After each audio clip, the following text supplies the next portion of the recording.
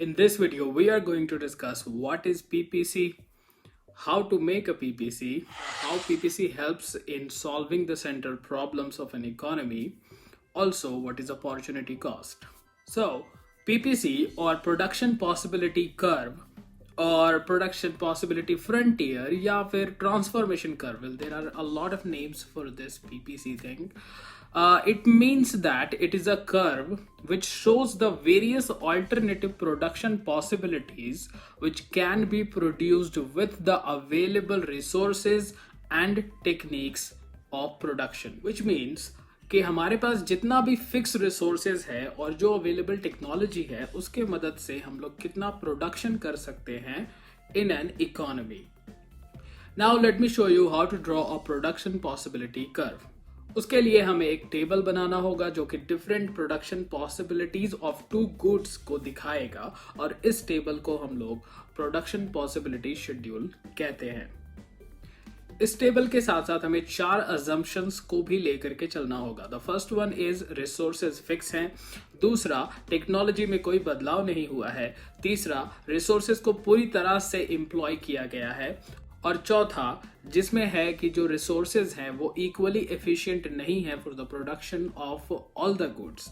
Means अगर हम लोग एक गुड्स के प्रोडक्शन से दूसरे के गुड्स के प्रोडक्शन पे अगर हम लोग रिसोर्सेज को मूव करेंगे तो उससे मार्जिनल अपॉर्चुनिटी कॉस्ट बढ़ जाएगा, जो कि हम लोग वीडियो के अगले हिस्से में देखेंगे. Now let's understand this schedule. इसमें 6 प्रोडक्शन पॉसिबिलिटीज हैं, जिसमें से आपको दिख रहा होगा कि जब वीट का प्रोडक्शन स्टार्टिंग में 0 है उस समय पर मशीन का प्रोडक्शन 15,000 किया जा रहा है. और जैसे जैसे हम लोग वीट का प्रोडक्शन को बढ़ाते जाएंगे वैसे वैसे मशीन का प्रोडक्शन कम होते जाएगा, क्योंकि रिसोर्सेज फिक्स्ड है और उसका इस्तेमाल किसी एक ही गुड्स में किया जा सकता है. नाउ इस शेड्यूल की मदद से हम लोग एक ग्राफ ड्रॉ करेंगे और सिर्फ जो डेटा है इसमें उसको हम लोग पुट कर देंगे ग्राफ में और हमारे पास आ जाएगा हमारा प्रोडक्शन पॉसिबिलिटी कर्व. इस प्रोडक्शन पॉसिबिलिटी कर्व को जब आप देखोगे तो आपको यहाँ पर पता चलेगा कि जो लाइन है, जो कर्व का लाइन है उस पे अगर प्रोडक्शन करते हैं हम लोग तो that will be the optimum utilisation of resources. वहीं अगर इस कर्व के नीचे, मतलब इस लाइन के नीचे अगर किसी प्रोडक्शन पॉसिबिलिटी को किया जाए तो उसमें इनएफिशिएंट या फिर अंडर यूटिलाइजेशन ऑफ रिसोर्सेज होगा. और इस लाइन के ऊपर तब तक पॉसिबल नहीं है प्रोडक्शन जब तक कोई इकोनॉमिक ग्रोथ ना हो जाए.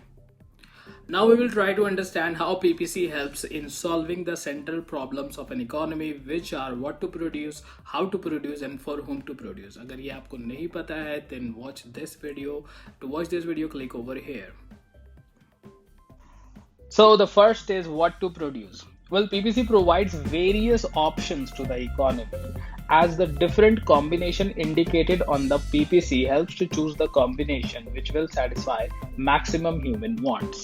Means PPC हमें अलग अलग combination provide करता है, जैसा कि आप इस शेड्यूल में भी देख सकते हो कि हमें पता चल रहा है कि आपको कितना वीट और कितना मशीन्स का प्रोडक्शन करना है. इन 6 पॉसिबिलिटीज में से आप किसी को भी चुन सकते हैं जो भी आपके हिसाब से या फिर उस इकोनॉमी के हिसाब से ज्यादा ह्यूमन वांट्स को सेटिस्फाई कर सकता है.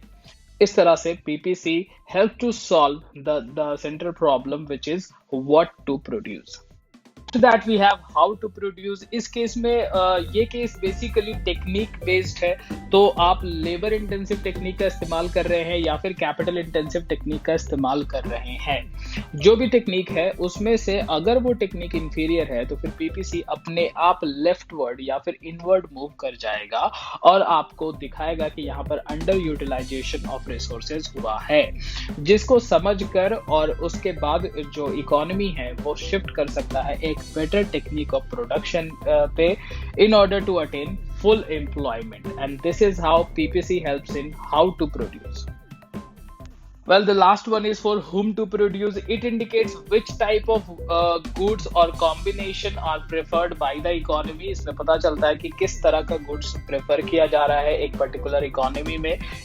इफ किसी इकोनॉमी में वीट का इस्तेमाल काफी ज्यादा होता है तो वो कॉम्बिनेशन एफ को ज्यादा चुनना चाहेंगे, लेकिन अगर किसी इकोनॉमी में मशीन के ऊपर ज्यादा फोकस है तो फिर वो कॉम्बिनेशन ए की तरफ ज्यादा आएंगे।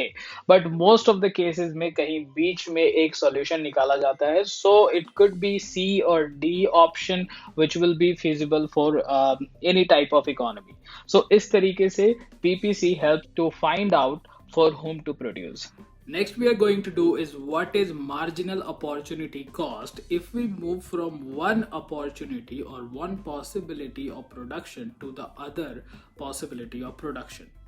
In case you don't know what is an opportunity cost, then click here to watch my video on opportunity cost.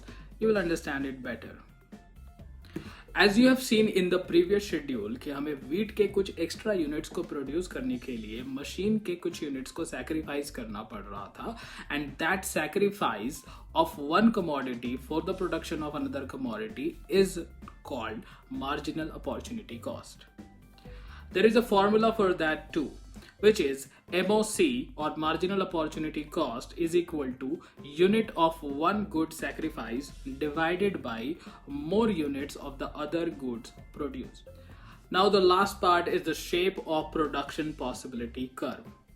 Well production possibility curve का normal shape concave to the origin होता है, और इसकी वजह है कि जो मार्जिनल रेट ऑफ ट्रांसफॉर्मेशन या फिर मार्जिनल अपॉर्चुनिटी कॉस्ट है वो हमेशा इंक्रीज होते रहता है. बट इन केस अगर मार्जिनल रेट ऑफ ट्रांसफॉर्मेशन या फिर एमओसी इक्वल हो जाए या फिर कांस्टेंट रहे तो उस केस में हमारा प्रोडक्शन पॉसिबिलिटी कर्व एक स्ट्रेट लाइन बन जाएगा. ऐसा हर केस में नहीं देखा जाता क्योंकि एक प्रोडक्ट का प्रोडक्शन का जो कॉस्ट होता है वो दूसरे कमोडिटी के प्रोडक्शन के कॉस्ट से काफ़ी अलग होता है, और ये ज़्यादातर केसेस में सेम नहीं होता. बट अगर ऐसा हुआ तो फिर ये एक स्ट्रेट लाइन भी बन सकता है. Hope you understand what is production possibility curve. If yes, then leave a like and a comment. Also, let us know which topics you want to be covered. If this video helped you, try helping your friends also by sharing with them. Till next time, see you in the next one.